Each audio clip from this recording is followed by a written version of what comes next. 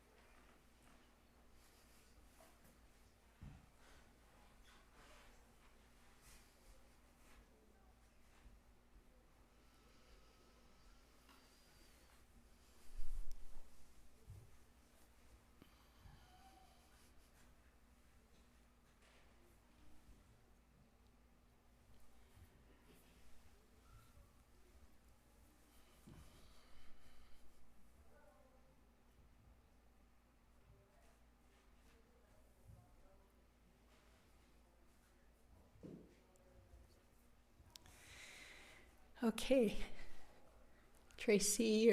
Michael will be bringing the microphone around. That is for the people who are streaming. So when you ask your question, you need to talk right into the microphone so they can hear the streaming. Just consider it an act of kindness. I've noticed some people are very shy of the microphone, like looking at it like, oh my God. But you're just trying to help some other people learn the Dharma. And also, as soon as you ask your question, please shut the microphone off, because otherwise it's hard for the streamers then. Okay.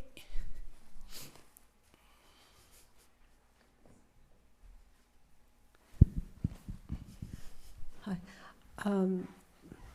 I'm noticing the last few weeks, since all the announcements, and I get, as you mentioned, thank you for mentioning getting thrown and how we don't need to be thrown. Yeah. What I'm noticing is learning to recognize the difference between concern and worry.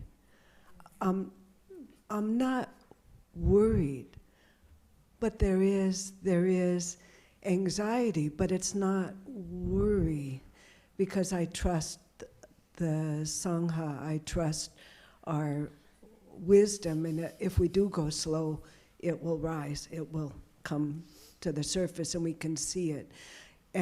But I guess I'm grieving and I'm feeling concern and anxiety, but if someone was to ask me, it's like, it helps to realize, oh, but I'm not worried. Mm. And I'm just kind of realizing this, it's not bringing me to the edge of my practice, but it's bringing me to an edge of discomfort. But it's not, it doesn't feel like it's I'm at a cliff on my practice. So it could be misunderstood if I say that I'm thankful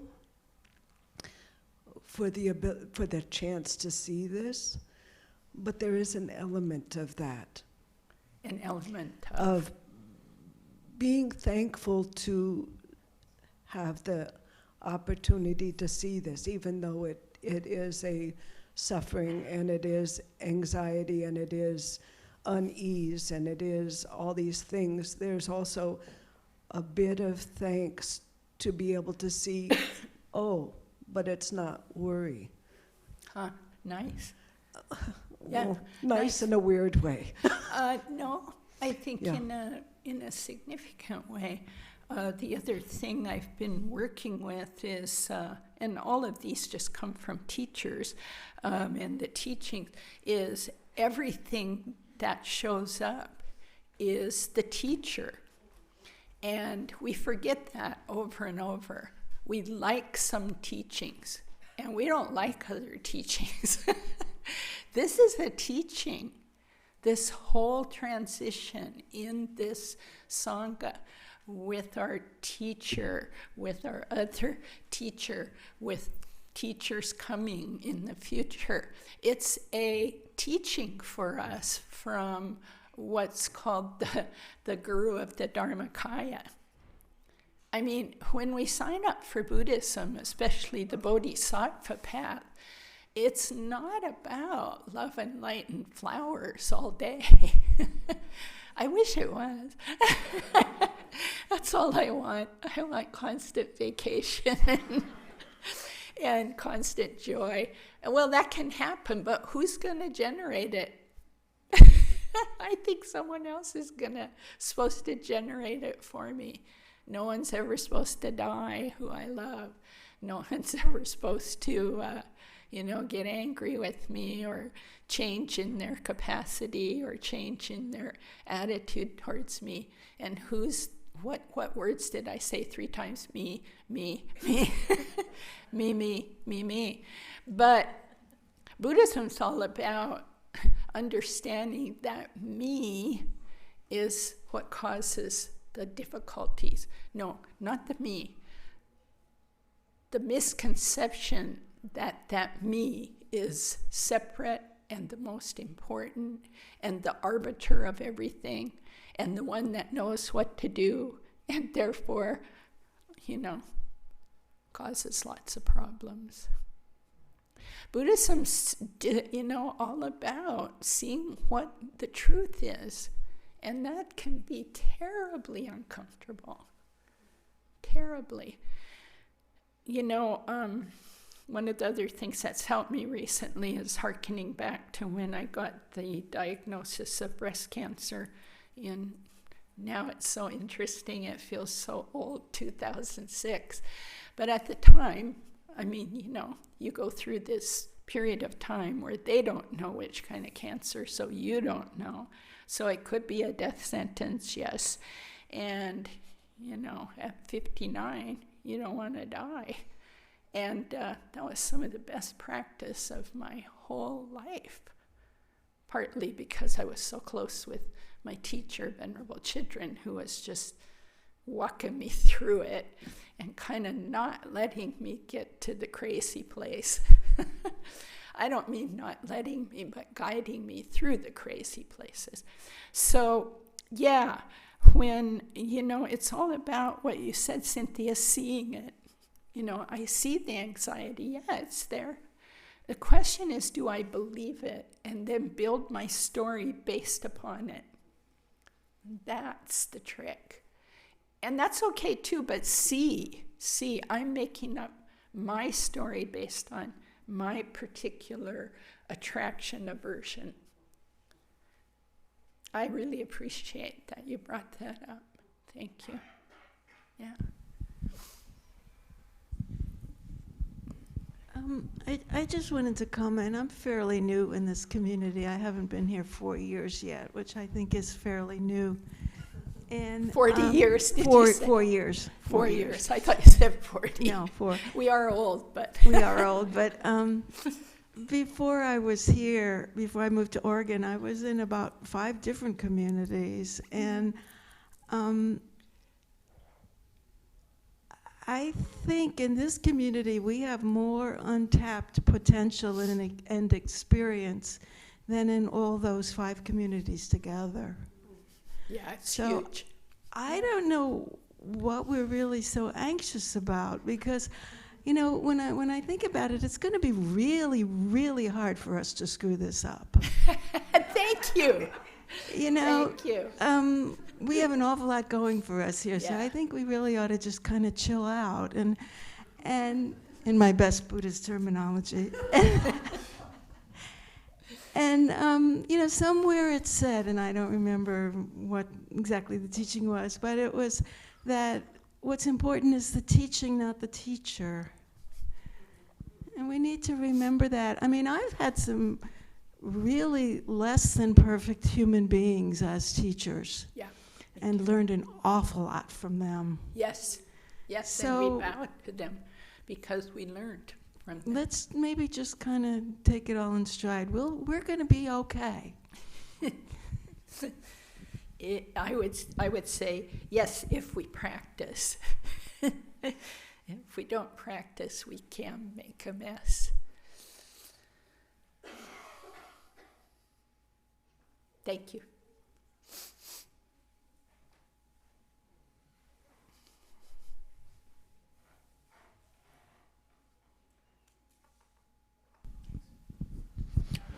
I was wondering if you might be able to give a few pointers about how to use situations like we've been discussing that are causing anxiety and stress, and how they might be used to further practice. Because I've run into a number of situations lately where, you know, I something that's really come up that's really stressing me out, and part of me is like, hey, this is a great opportunity to work.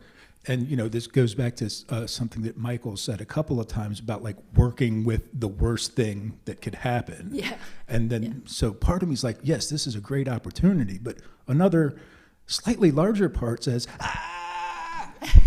And then at the same time, I have, like, all of those old refuges are like, come back, we can make you feel better. And I feel like sort of pulled in both directions. Like I could use this to move forward, but, you know, falling back in the old habits is so easy and so seductive in these situations. I was just wondering if you could offer a few pointers there. Wow. You're already seeing so much there, Crawford. Just seeing all that description, that's a long way along the road to practice. All of that's practice. Oh, I see the pull over here from my old addictive, take care of low-level things that leave me in more suffering.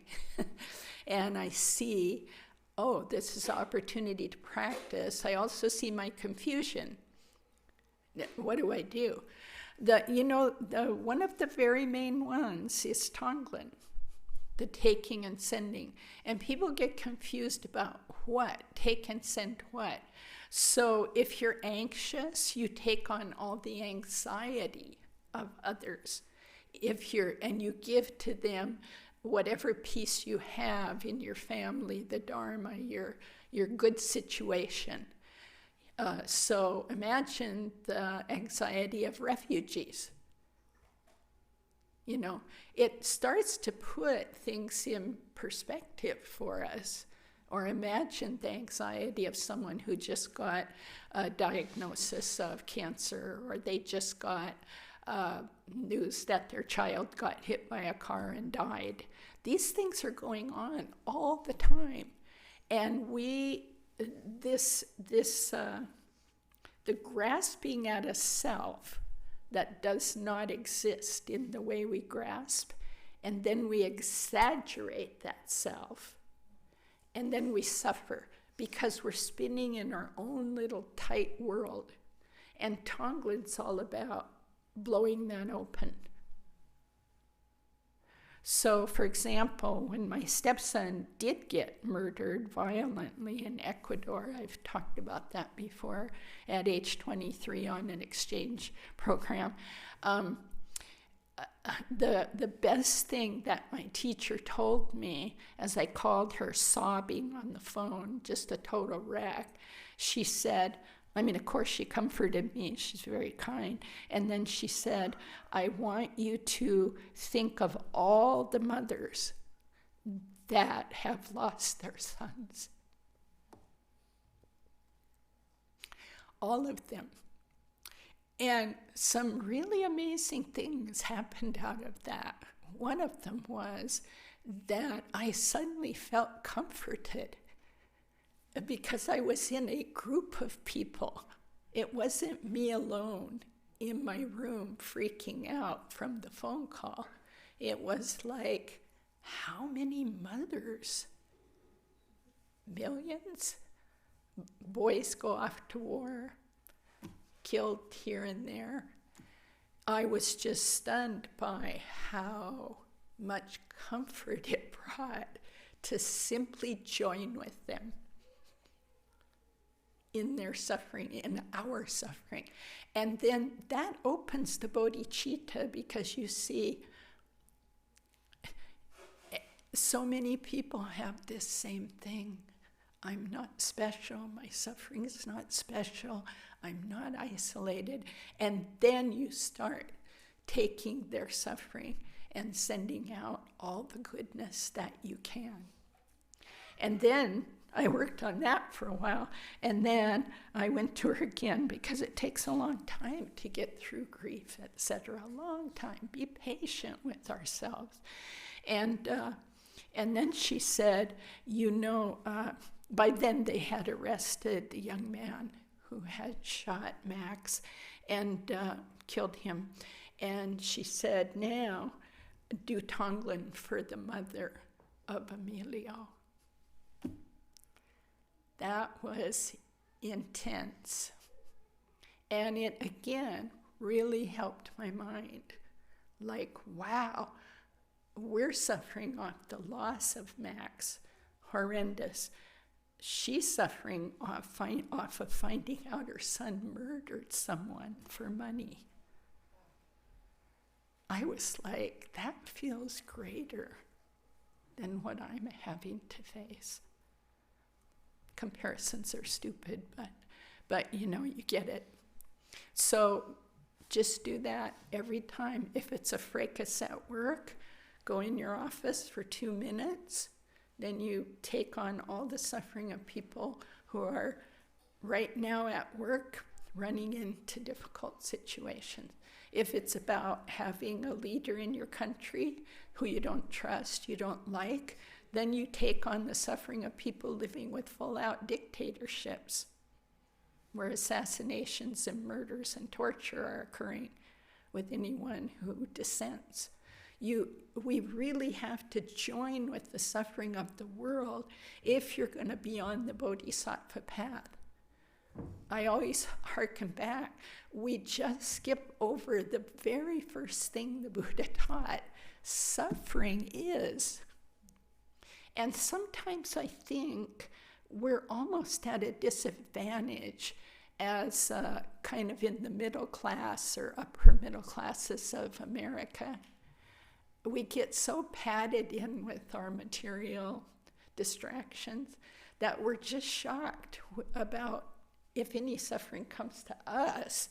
It's like, oh yeah, refugees from Syria, okay, I'll send, love to them. But we're so shocked when suffering comes to us. And I think we get it because we need to wake up, folks. This is the same suffering. We are with everybody all the time. So the Tonglen just calls it in. So just do that over and over. And one key about Tonglen for me, I did not like it at the beginning, of course. The idea of, I'll take on more suffering. No, thank you. No, thank you. No more. I just want happiness. But one of the keys for me was a teacher who said, ground it in first remembering all these people for lifetimes have been kind to you. And now they're suffering. Wouldn't you take it? It helps you want to take it. See them as your mother, your brother, your kindest friend. Then it really juices the Tonglen up. Does that help? Yeah, thank you.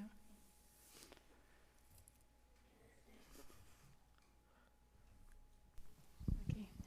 Hi, Zopa.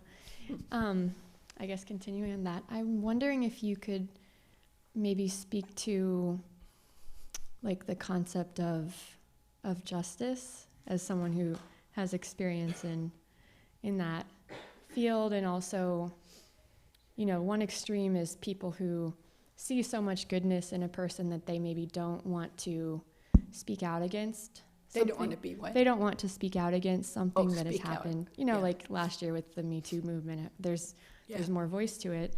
Yeah. But then how, it's this, that's one extreme, is people not wanting to see harm come to someone that, or see punishment come to someone that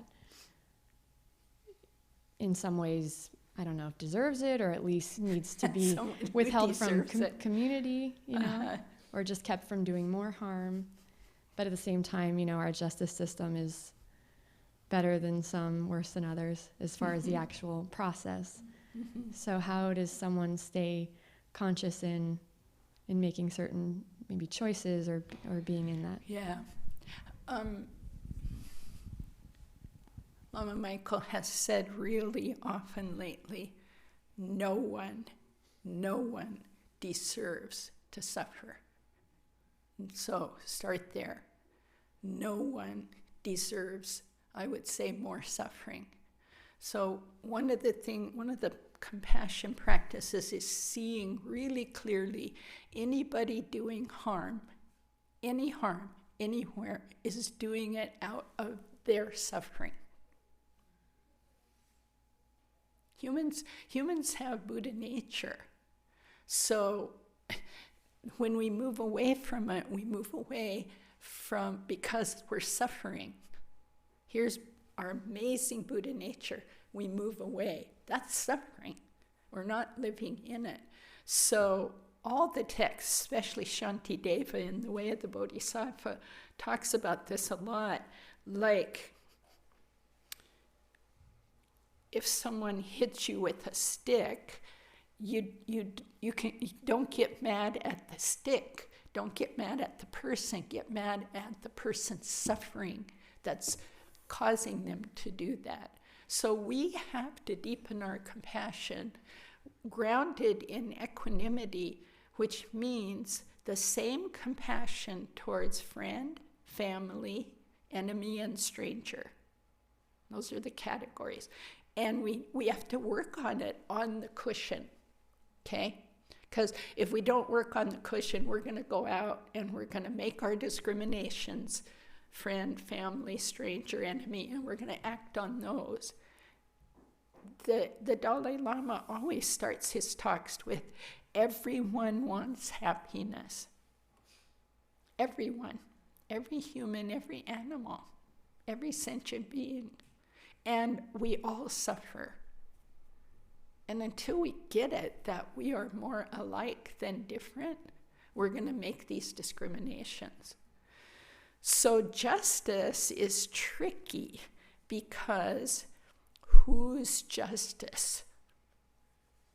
Who is yours? I don't know if I want to go with your justice. I want to go with mine. And they might not match up. And there's a long old joke, especially in the African American community when I was working as a young lawyer, just us, J-U-S-T-U-S, just us go to jail. Just us get this, just us get that. So it's not easy, but we need to even examine through the prism of Buddhism concepts like that. If justice turns into punishment and who deserves punishment, it's way outside the Bodhisattva path. Yet, if you look at what the Buddha did, and you look at what the Dalai Lama does, you look at what Mahatma Gandhi does, they were all about justice. The Buddha stood up to his class system by opening in India, where it was really stratified, opening to all classes. The Brahmin class was shocked and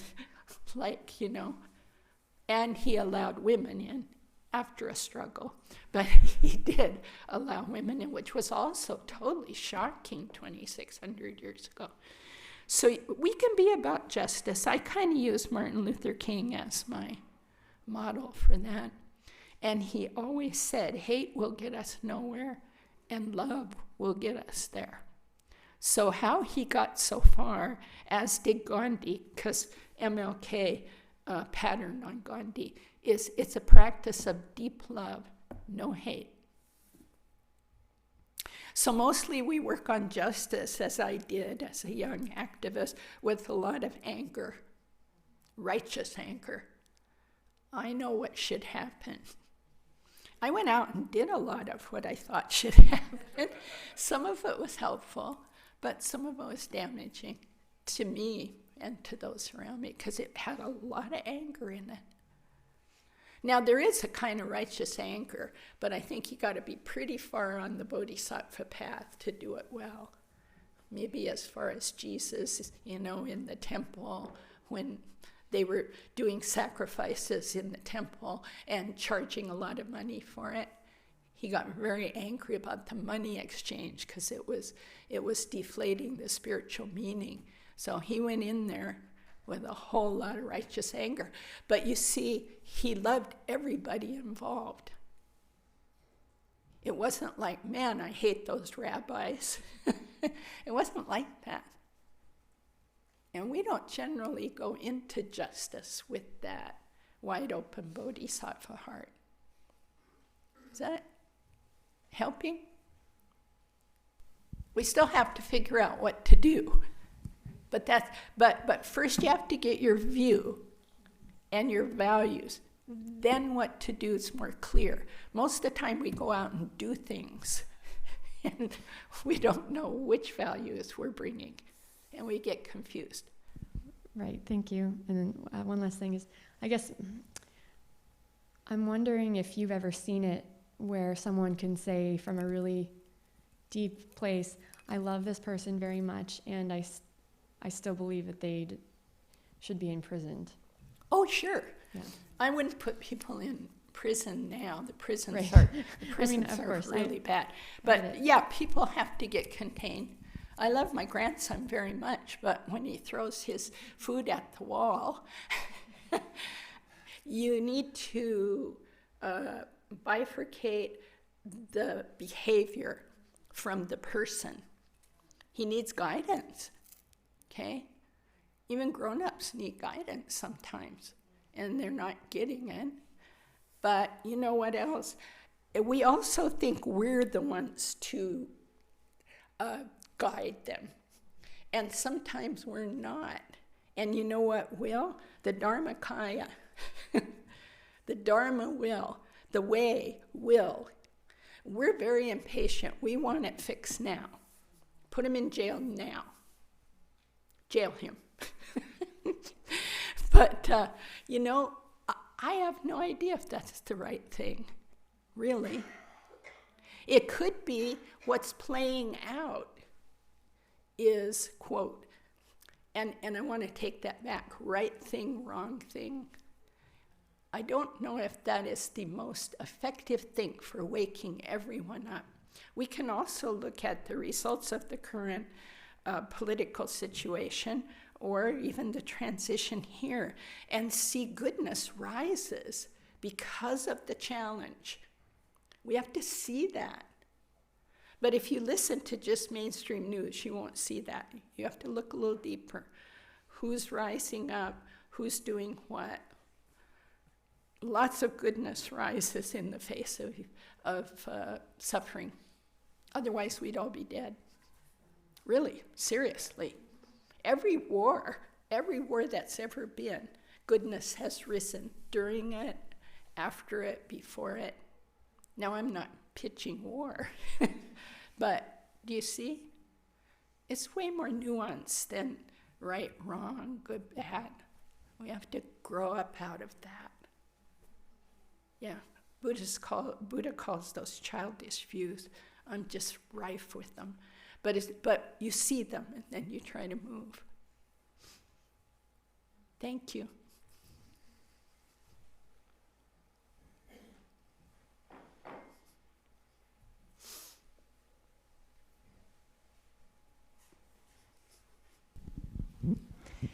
I'm doing a little exploratory, and I've got this magical brain that vaporizes memories. So I'm hoping maybe we might remember this too, but Ringu Tolku had a book that's in the library that I have at home emotional, is the title, something like that? That's the title of the book. But emotional is in the title. But anyway, in it he speaks about anger and compassion as being the same realm. The same Realm. if you have the view of emptiness. But pretty I just high. wondered if you remembered that segment that he wrote, because I found it quite useful and powerful at the time, which was a year or so ago that I read it. But he took some frame and placed, he increased the circle around anger and how it could be formed and changed. There it is. Dealing with emotions. Dealing with Emotions by Ringo Toku. Anyway, does this ring any bell at all? Well, I'm not recalling the specific thing, but anger, any emotion, the teachings of Mahamudra, Maha great, like Mahaati, Maha anything great, Mudra being seal, S-E-A-L. The great seal on everything is that it's empty of the solid appearance it has, or we bring to it. Okay, that's what it's empty. Everything appears, everything's empty. Anger's like that too. But that's a pretty high practice. If you can walk around the world knowing your anger is empty, your desire is empty, you won't be caught in it at all, right? But how many of us are at that level? Raise your hand, because I want you to come and teach. You know, I mean, it's a view, and it's a very helpful view. But in the meantime, we have to be careful, because with that view, what can happen is we can excuse our anger. Do you see the danger? Because we can say, well, I was just so angry, and I screamed and yelled, but that's the past. It was all empty. Even I slapped her face. But it's all empty. I mean, I'm making fun, but you get the point. We do it on a much more subtle level, you know? So, yeah, every single emotion, strong desire, strong anger, are in their basic nature, as every thought is, every emotion is, are empty. And if on a cushion I can kind of get that, you know, I'm all calmed down, search for the nature of it, what's it made of? But when I'm screaming at my nephew, I'm totally believing it. There's an I and a him, and I'm right and he's wrong. So I'm not sure if that was close, Sally, to what you were getting at. And I don't think there's time to explore this further and read, but it was quite helpful if anybody wants to know. Now I know which page it's on, page 20. And was it, can you summarize what the idea was? Because from your first question, I didn't quite get it. Yeah. Well, he was saying that this was kind of a process. From the Buddhist point of view, the source of both anger and compassion can be the same. Yes, empty. The same situation that causes anger can also give the rise to compassion. It is said that whether compassion arises or anger arises depends on how we see things, where we focus. When we see something happening that should not happen, whether it is to us or to somebody else, then either we can become angry or we can have compassion. Right. So that's sort of what you're saying. Taking, what do they call that? Transforming adversity or suffering into joy and courage. And that's what Bodhisattva path is all about. You know, bodhisattvas, they say, I like to think of myself as bodhisattva in training, B-I-T, just a bit. And so Bob Wilson, he gave me that. Bodhisattvas can become so non-reactive. It doesn't mean they're not fully alive. They are really alive. They are aware of every feeling, but they're not caught, not caught. See it, not caught, see it, not caught. They can get to a point, they say, where they run around seeking adverse conditions because they're like an Olympian of being able to not be caught. So they'll go to places like war zones, and they'll go to places like, leper colonies from the old stories, so that they can practice. They'll go to cemeteries where bodies are in Tibet laid out and vultures are eating them to practice on. That's going to be me. They seek these places. Most of us, the minute something bad comes, we cower and we grab our addictions. I'm just talking about myself. I just want to get in bed, put my covers up, and eat chocolates. And it's good to see that. There's nothing wrong with it. If I make it wrong, now I'm going to add more suffering. So don't judge, but see it and then go, wow, I took that Bodhisattva vow back there in 2001, and I've got some work to do.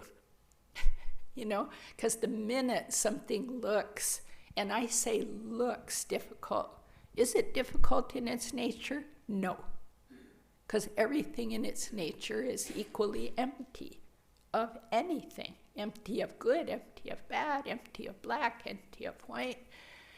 That's the view. Is that making sense? It's not just total Greek. You have heard this. And but we're just humans. We get caught. Well, then we go to what Cynthia was doing at the beginning. Then you see, how am I caught? Oh, worry and concern. Am I worried? What if I was worried, what would that be made up of? Always ask in your mind, what is this? Something going on. Stop for a moment. What is this? Well, there's a bunch of thoughts. What are they made up of? There's a bunch of emotions, chemicals running through the body, running through the brain. Grab one and pin it down. That's a good meditation. Can't do. Shift, shift, shift. It's the nature of things. So as soon as we start on that path, we're headed towards more of what's realistic, reality. Our suffering's because we move away from reality. The reality of impermanence, the reality of dukkha, suffering, the reality of selflessness. We move away from those and suffer, suffer, suffer, and we cause suffering. But that's okay, because we're on the Buddha's path. And I would imagine you wouldn't be here if it wasn't working for you somehow. If it's not working for you, we have to talk about why. And also, why do you come back then? Just habit. Okay, thanks. I think we have time for one more person. John. Hi, John. So I think this is probably too big a question for 5 minutes. But maybe I could They're all too big. Maybe I could solicit a word or two of inspiration. So there's a lot of teachings in this lineage and in a lot of Buddhist lineages about teachers and gurus, dedication to gurus, relationships with teachers. And when I listen to teachers talk, they all talk about their very close relationships with their teachers frequently. Mm-hmm. But a lot of us beginners and otherwise, there are only so many teachers and so many deep relationships like that. And there was a time when I started coming here years ago where I would get frustrated and say, well, I'm never going to reach enlightenment unless I have this special guru relationship, and I don't know how that's going to happen. I don't feel as worried about that anymore. But in this time of transition, I don't know if you have a thought about finding teachers, approaches to teachers, letting go of the one you think is most wise, or embracing a new one. Yeah. And I don't know. Yeah. Oh, it's such a good question. The first thought I have, John, is to open, let's see, how do I want to say this? Open to the Buddhist worldview, which is beginningless time and endless time. We have endless time to wake up. And for some of us, it might take that long. So that's why the 6 perfections are there, one of them being patience. But in opening, for example, people, because of that beginningless, endless time of our mind stream, we've each piled up all kinds of stuff from the past. We've been so many different beings. This is the worldview. And we will continue. The body will drop, but we've had lots of bodies. So it drops. And the consciousness goes on, carrying what it got in this life. So someone may come into this life, this, let's say, 85 years, and they came in and they met a teacher like year 1. They did that because of what was done in the past lives. It's a ripening of karma. They practiced a lot. Then someone else might, like me, don't even meet Buddhism until you're 47. Oh my God, I pray that won't happen again. I want to be a baby in a Buddhist family, in a Mahayana Buddhist family. And we really need to pray for these things for our next lives, or aspire to. But the key is practice. Just practice as well as you can this life with confidence that every time you do anything, with a teacher, without a teacher, but you can practice, right? You practice. Yeah, that puts money in the bank for that to occur sometime. I have no idea why I ran into my teacher and why it was so strong. Complete blindside to me. Just like, huh? Why would I follow around this bald woman in a red dress? Saying Om Vajrasattva Hung. I don't know what I said, I don't know what a Vajrasattva is. What's a Vajrasattva? Now, it was pure, so to me, that's the best example of karma, just dropping right there into Vajrasattva. Like what? So we don't know when these things will ripen, but we are guaranteed the ripening based on our practice. And yes, it's difficult.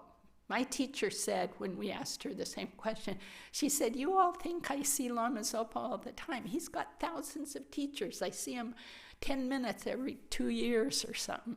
But I do what he told me to do. So whatever you learn, just do it.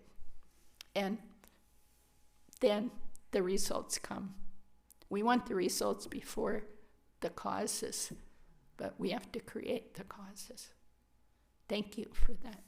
It's time. Let's dedicate so that we can give all of this positive momentum away to others. By this virtue may I quickly realize Mahamudra and establish all beings without exception in this state.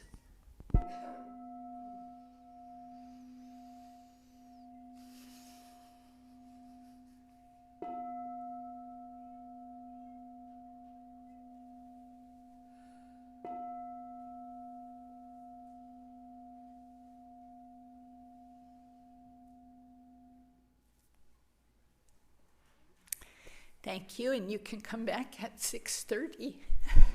because we'll be here. All right. Bye-bye. Oh, cleaning day. Please stay and do one task. The task board's right back there to tell you how to help. And you can shake out your cushion up here and dust it. I'm going to clean back here. It's so dusty. Hey, Dora. Oh, 62.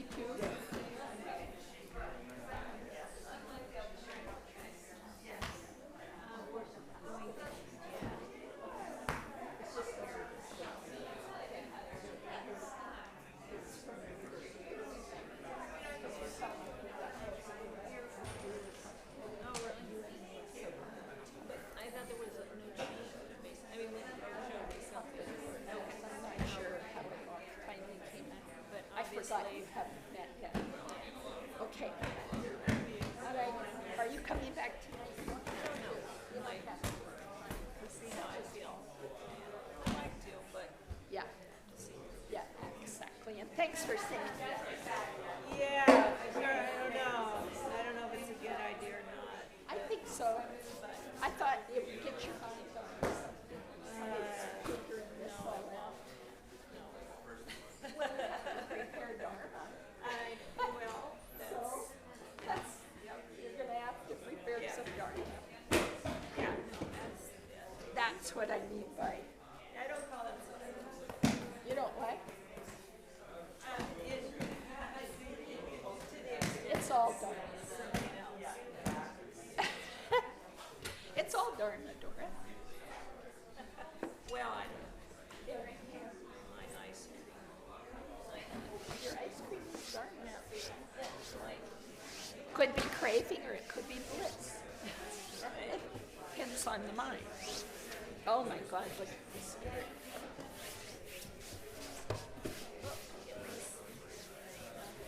Hey, we had a really good equanimity group. Oh, good. Yeah. How many people came? 10. Oh, that's perfect. 10. That's a nice size. And 2 I or thought 3 it was called too big. saying, I want to be there and I will be next time. Yeah, good. So we're going to That's go. about right, isn't it? Yeah, it was Because if perfect. it's too big, it's Yeah, it was perfect to because talk we all got enough to or share a something. lot about what how the teachings have been affecting actions or thoughts, Yeah. confusion, and really discuss it. So that was good. How's Bill? Okay. Hard. It's pretty, It's pretty tough. Is, It's pretty tough.